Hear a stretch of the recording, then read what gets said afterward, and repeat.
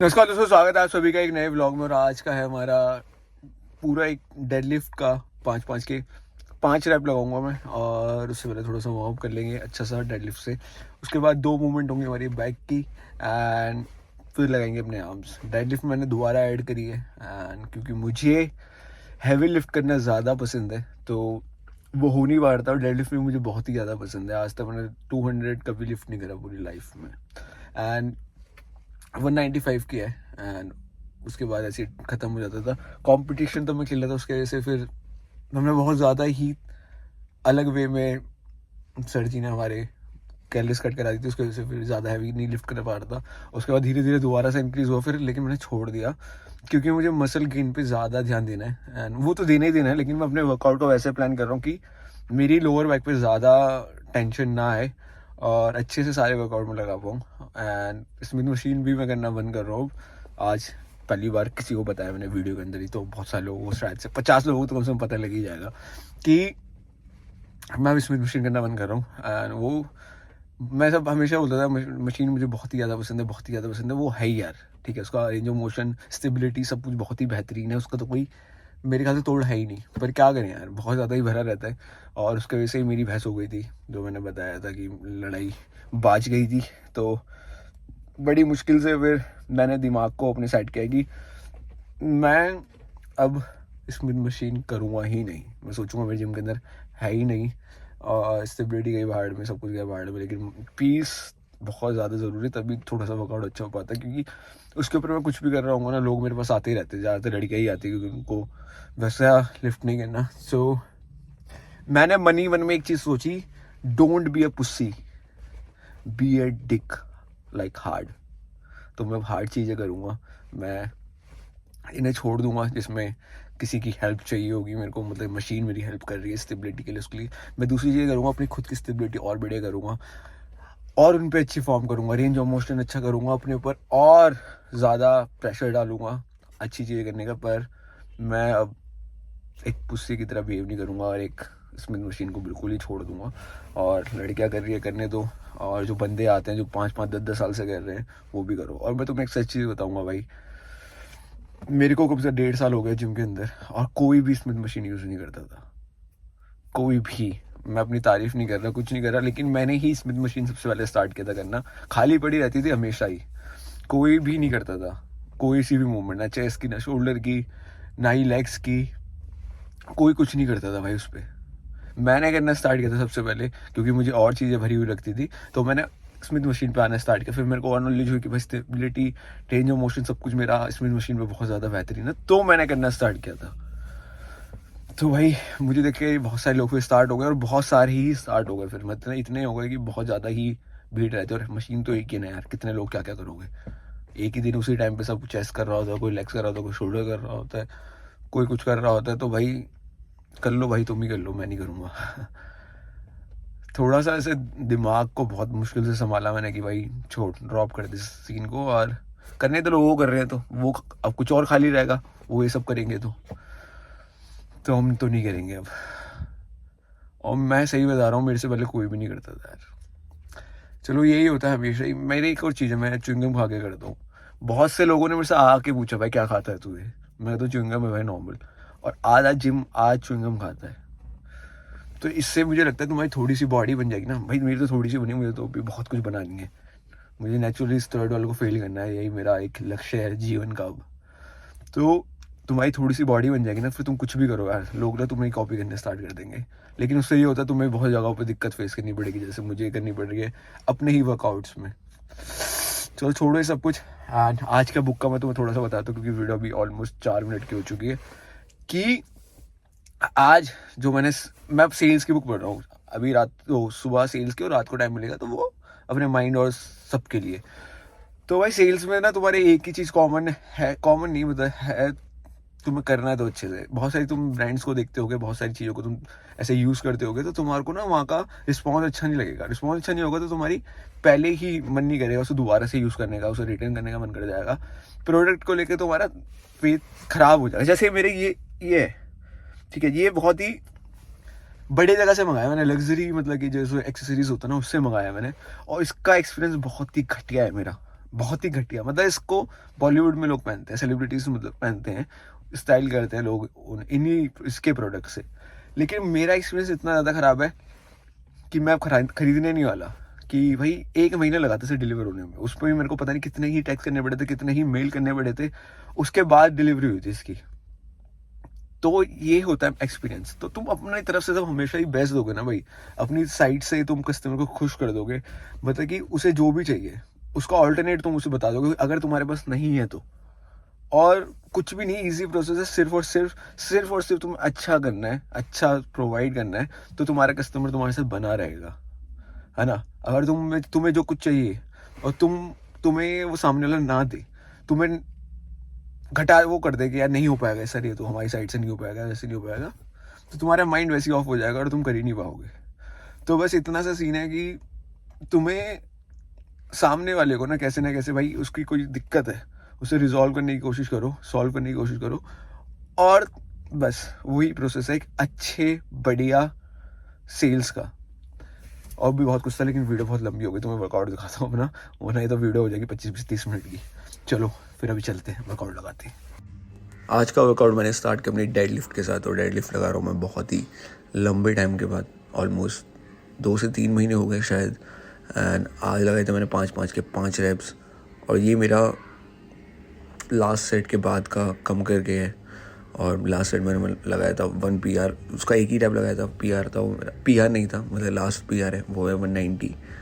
And उसके बाद मैंने वेट कम किया था, और उसके बाद लगाया था, कितना हो गया ये, 70 और 60, 130 से 15 रैप्स। ये मेरा लास्ट सेट था, इसके बाद मैंने अपनी डेड लिफ्ट ख़त्म कर दी थी। पहले मैं भी गलती करता था, PR लगाने के बाद वेट को कम करने के बाद ज़्यादा रैप्स नहीं लगाता था, जिससे कि मेरी डेड लिफ्ट बढ़ ही नहीं रही थी। एंड उसके बाद मेरे गुरुजी ने मुझे बताया था कि कम करके लगाने चाहिए, और उसके बाद मेरी डेड लिफ्ट बढ़ना स्टार्ट हो गई, फिर मैंने बंद कर दी।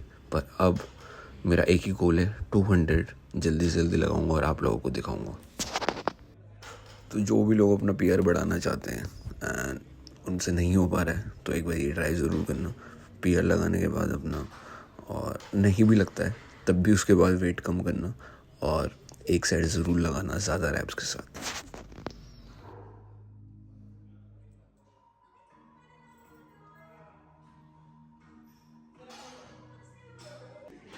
सेकंड एक्सरसाइज है हमारी न्यूट्रल ग्रिप लेट्स, और इसके लगाता हूँ मैं 4 सेट, एंड चारों सेट होते हैं 12 रैप्स के। और लास्ट के सेट में मैं ट्राई करता हूँ कि मेरा ड्रॉप सेट हो, ट्राई करता हूँ कि पहले में 10 आए, दूसरे में 8 से 10 आए, और लास्ट वाले में मिनिमम 6 तो आए।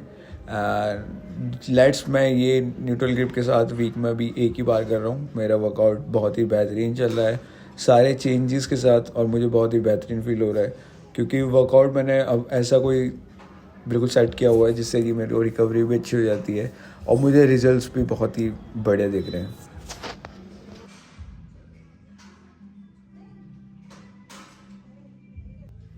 थर्ड एक्सरसाइज हो गई हमारी लो रो मशीन। एंड अगर आपके जिम में ये मशीन नहीं है तो आप केबल पे भी कर सकते हो, और जिस पर हम चेस्ट फ्लाई करते हैं उसको नीचे करके उस पर आराम से बैठ कर या खड़े होकर भी कर सकते हो। इसके करेंगे 4 सेट, और चारों सेट लगाएंगे अपने 12 रैप्स के।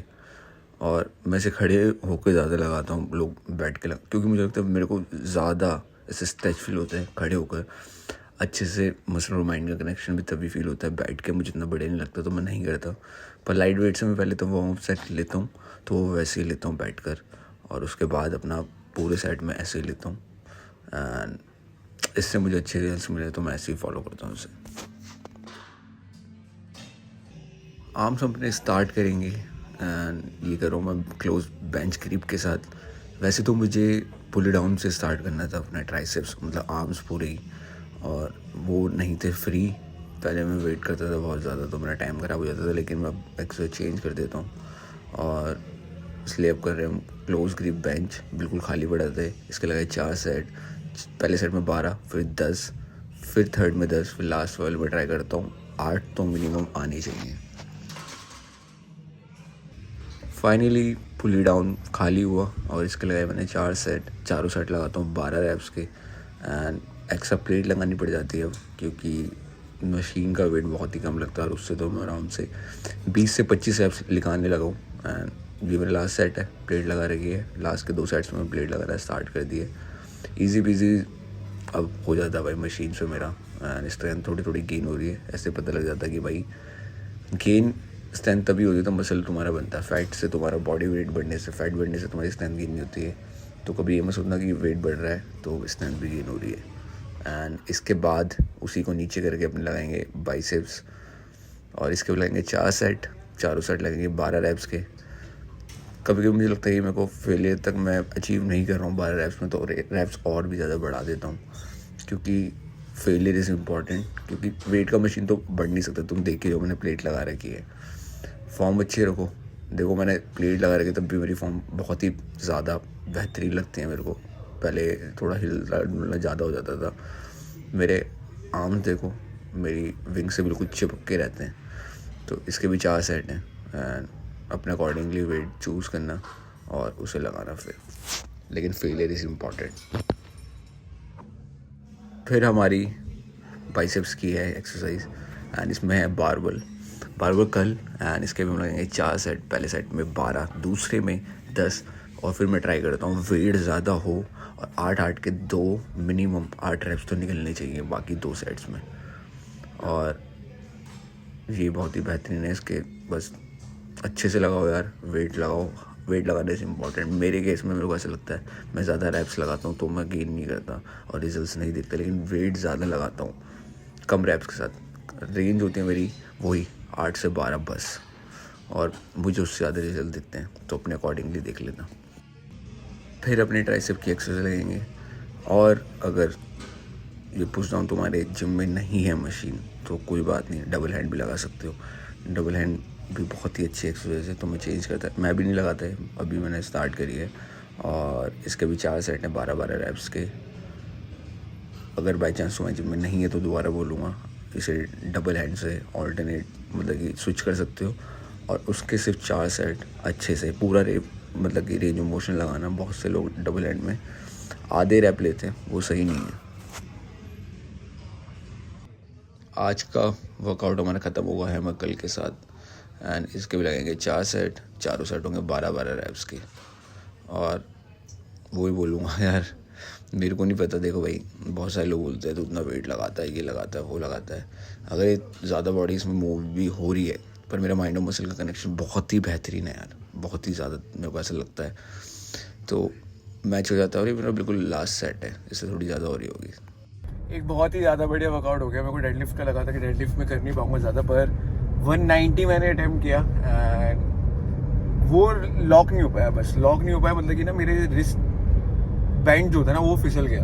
अगर वो नहीं फिसलता तो वो भी लॉक हो गया था और ईजिली लग गया था मेरे को। मतलब कि खुद से पता लग जाता कि कितना मैं पुश कर रहा हूँ अपने आप को और कितना नहीं कर रहा, और वो ज़्यादा इंपॉर्टेंट है। तो मुझे आज लगा कि 190 में मैंने बहुत ही कम ऐसे लिफ्ट करा और हो गया था, पर मेरा रिस्ट बैंड जो था ना वो फिसल गया, उसके वजह से हो गया ख़राब। लेकिन उसके बाद आप लोगों ने देखा कि कितना था वो 60 और 80 130 से मैंने 12 रैप्स निकाले और वो करके बहुत ज़्यादा मज़ा आया। और उसमें भी बहुत ही सही लॉक भी हो रहा था, सब कुछ बहुत बढ़िया होता वर्कआउट, लेकिन बहुत ही ज़बरदस्त हुआ। एंड अभी बस घर ही जा रहा हूँ मैं। मुझे डॉक्टर के पास जा रहा था, मेरी नी में थोड़ी सी दिक्कत है। मेरा ऑपरेशन हुआ था 1 साल पहले, तो उसके बाद से थोड़ी सी स्वेलिंग है वो दिखानी थी, पर डॉक्टर नहीं है।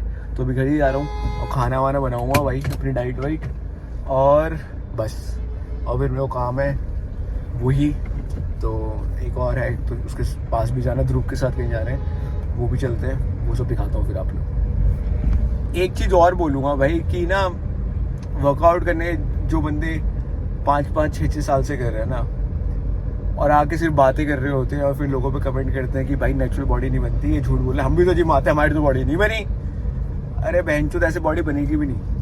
जैसे तुम जिम आते हो और लोगों की बातें करते हो और लोगों से फिर बुराइयाँ करते हो एक दूसरे की, ऐसे बॉडी नहीं बनती भाई, अपने में खोना पड़ता है। बेशक इंजेक्शन वाले का मैं बता नहीं सकता भाई, इंजेक्शन से कोई लेना देना नहीं है अपन का, पर हाँ मैंने ऐसे ऐसे लोग देखे हैं 5-5 साल से देख रहा हूँ जो जिम आ रहे हैं, उनकी कुछ भी यार बॉडी बनना तो छोड़ो, मतलब कि मुझे लगता है मोटे ही हो रहे होंगे, सही बताऊँ तो अपने ऊपर काम करना। और तुम में से कोई भी नया बंदा आया कि जिम ज्वाइन करने की सोच रहा है, तो इस गैंग में कभी भी शामिल मत हो जाना, वरना बॉडी तो भूल जाओ और बुराइयाँ करने में रह जाओगे और बातें करने में रह जाओगे।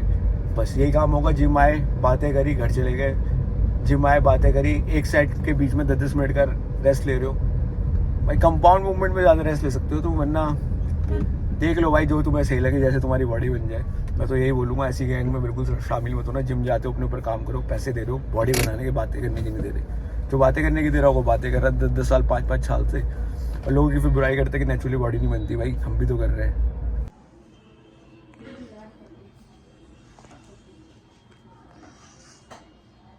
गए थे पूल, उसकी रिकॉर्डिंग करना मैं गया भूल। और कितना बड़े टाइम नहीं रहा, अभी हम खेलने गए थे पूल, उसकी रिकॉर्डिंग करना गए हम भूल। तो उसके बाद ध्रुव जीता पहले 2 मैच, और उसके बाद तुम्हारे भाई ने इसकी फाड़ दी गांड। 3 लगातार आ रहे हैं। तो बेटे घर नहीं, हम कॉफी पीने जा रहे हैं, तो कॉफी पीने चलते थे डायरेक्ट, तो सही नहीं रहता। तो हारने की खुशी में पिलाएगा अभी कॉफी। क्या लगा रखा है? क्या है?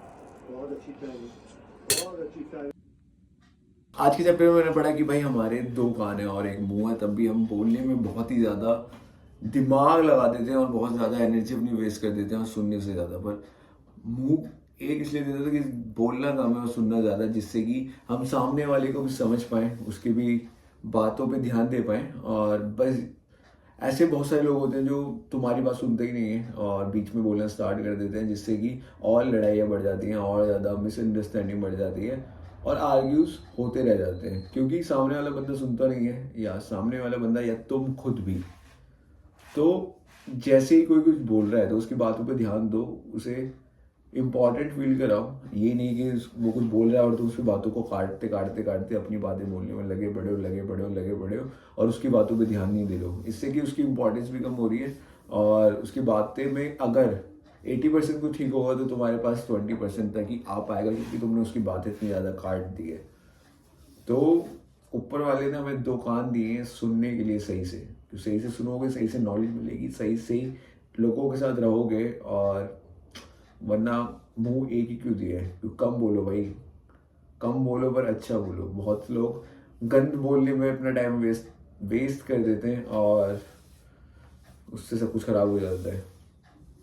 एंड दूसरी चीज़ है कि भाई जो मेरी वीडियो देखी तुमने आज के व्लॉग में, ऐसा हुआ कि मैं बाहर था तब भी मैंने घर आके सबसे पहले अपना खाना बनाया, फिर दूसरी बातों पर ध्यान दिया। क्योंकि भाई मैंने सोचा हुआ है मैं कुछ भी लाइफ के अंदर करता हूँ, लेकिन आने वाले 5 साल में मेरे को सबसे बढ़िया, जिसे कहते हैं टॉप क्लास का नेचुरल एथलीट बनना है।